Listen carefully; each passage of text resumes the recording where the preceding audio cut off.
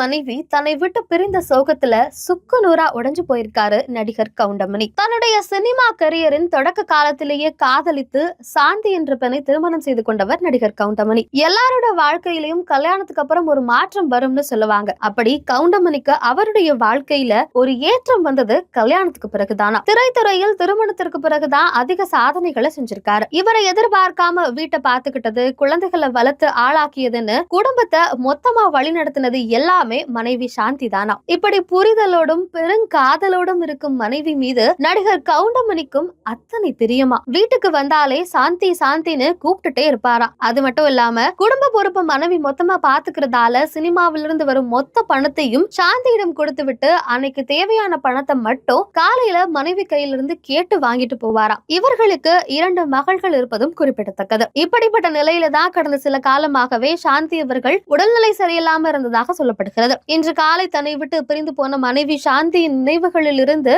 மீள முடியாமல் தவித்து வரும் அவரை தேற்றி வருகிறார்கள் நண்பர்களும் உறவினர்களும்.